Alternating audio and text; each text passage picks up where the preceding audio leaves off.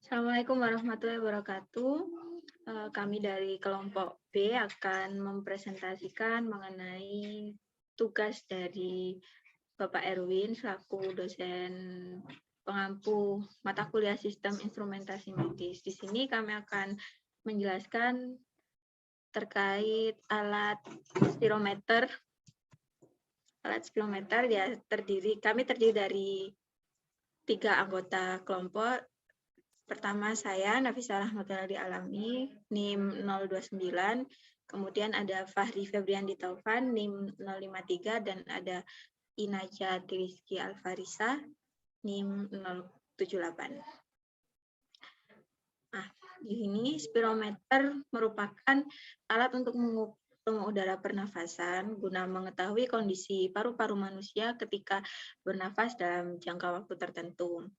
Spirometer akan merekam jumlah udara yang keluar dan masuk ke dalam paru-paru manusia. Tujuannya adalah untuk mengetahui kinerja paru-paru, serta untuk mendeteksi ada tidaknya gangguan paru-paru obstruktif yang diderita pada seorang pasien. Dalam pengukuran menggunakan alat spirometer ada beberapa parameter yang digunakan, diantaranya volume tidal, volume residu, volume udara cadangan, kapasitas vital paksa, dan beberapa lainnya. Kemudian prinsip kerja spirometer. Spirometer sendiri menggunakan prinsip hukum fisika yaitu hukum Archimedes. Hal ini tercermin pada spirometer ketika ditiup. Ketika itu tabung yang berisi udara akan naik turun karena adanya gaya dorong ke atas akibat adanya tekanan dari udara yang masuk ke spirometer. Nah, di sini sudah ada gambarnya ya, sudah bisa dilihat bahwa ketika ada udara masuk, maka tabung di sini akan mengalami naik turun dan akan hasil pernafasan tersebut akan dapat terekam gitu. Selanjutnya adalah metode atau cara kerja dari spirometer. Pertama-tama, pasien atau subjek bernafas, menarik nafas dan menghembuskan nafas dengan sekencang mungkin, di mana pada hidung orang tersebut akan ditutup. Kemudian hasilnya akan tercatat dan proses ini dilakukan sebanyak 3 kali. Kemudian setelah terdata hasil pernapasannya dari spirometer, kemudian dirata-ratakan. Selanjutnya, kemudian terdapat beberapa parameter yang dilihat mengenai pernapasan manusia, yaitu pertama, tidal volume, yaitu adalah volume pernapasan saat waktu istirahat, yaitu adalah volume udara paru-paru sebesar 500 ml. Kemudian pada permulaan dan akhir pernapasan terdapat keadaan reserve. Pertama ada inspiratory reserve volume. Akhir dari suatu inspirasi dengan suatu usaha agar mengisi paru-paru dengan udara. Jumlahnya kurang lebih 3.000 ml.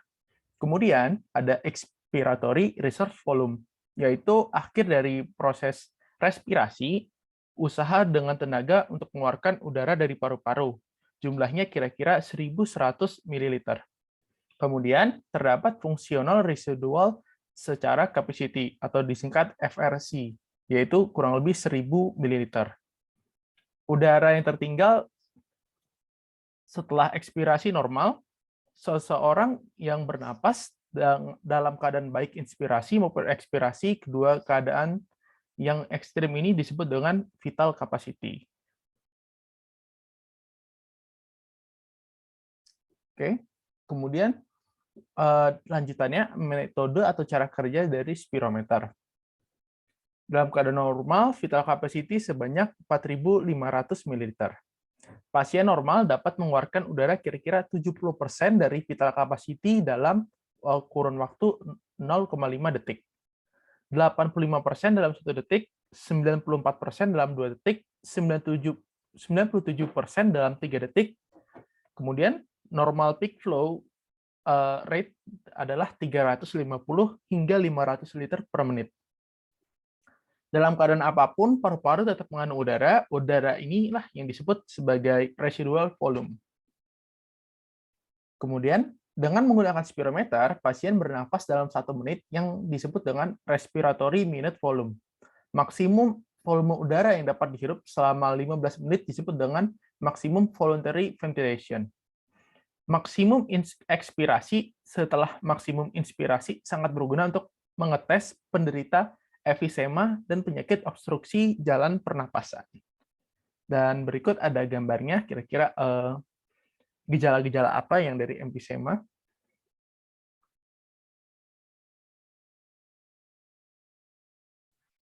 Selanjutnya, di sini saya akan menjelaskan alat di pasaran mengenai spirometer.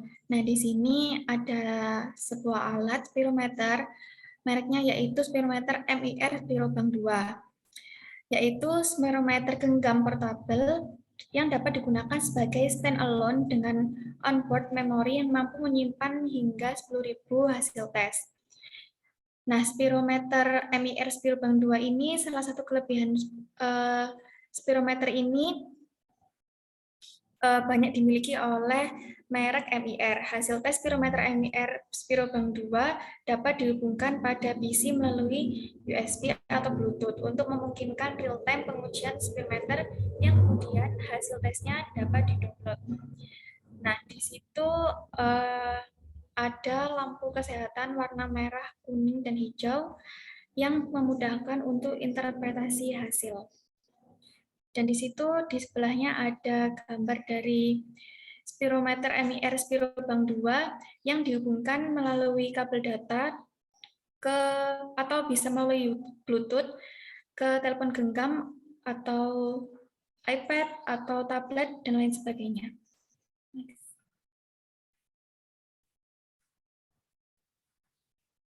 Nah, pada spirometer MIR Spirobank 2 terdapat beberapa komponen.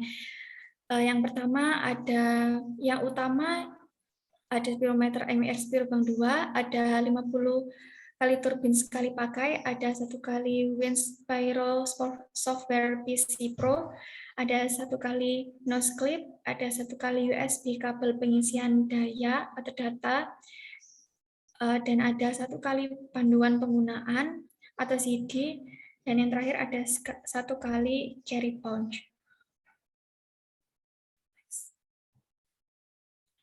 Terima kasih. Kurang lebihnya mohon maaf. Wassalamualaikum warahmatullahi wabarakatuh.